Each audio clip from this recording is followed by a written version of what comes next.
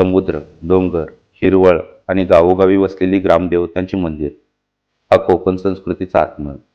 अशाच वैशिष्ट्यपूर्ण आणि आध्यात्मिकतेने परिपूर्ण मंदिरापैकी एक म्हणजे बेळवस येथील श्री सातेरी देवीचे जलमंदिर.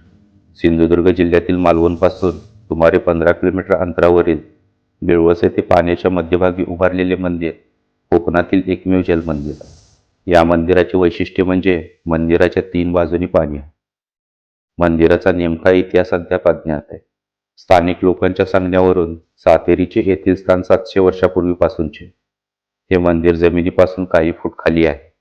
मंदिरात प्रवेश करताना आपल्याला 7 पायऱ्या उतरून खाली जावे लागते. सभामंडप, त्यापुढे मंदिराकडे जाणारा मार्ग, उपसभामंडप आणि गर्भगृह अशी या मंदिराची रचना. सभामंडप कौलारू असून येथे भाविकांना बसण्यासाठी व्यवस्था केली आहे. पुढे मंदिराच्या गर्भगृहाकडे जाणारा मार्ग असून मार्गिकेच्या खांबांना ग्रॅनाइट व फरशीने सुशोभित केले. उपसभा मंडपात देवीची पालखी ठेवली आहे. मंदिराच्या गर्भगृहात देवीचे वारुळ असून ते वर्तुळाकार आकारात ग्रॅनाइटच्या फरशामध्ये सजवले आहे. मंदिराच्या दर्शनी भागात अनेक लहान मोठ्या घंटा नजरेस पडतात.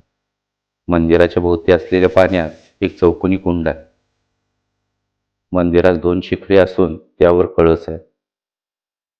मंदिराच्या डाव्या बाजूला दीपस्तंभ आणि तुळशी वृंदावन आहे. मंदिराच्या सभामंडपास लागूनच दांडेश्वराचा मंडप आहे. मंदिराच्या मागील बाजूला 9 सतीशिळा असून या पाठीमागे थोड्या उंचीवर वीर पुरुषांच्या समाधी आहेत. देवीचे मंदिर पूर्वाभिमुख असून बाजूने काही अंतरावरून ओढा वाहतो. मंदिर परिसरातील सुंदर बाग लक्ष वेधून घेते. आषाढ महिन्यात देवीची यात्रा साजरी केली जाते. आजही कोकणातील अनेक देवस्थानाप्रमाणे हे जलमंदिर निसर्गाशी एकरूप होऊन उभे आहे. श्रद्धा, निसर्ग आणि शांतता यांचा सुंदर संगम येथे अनुभवायला मिळतो.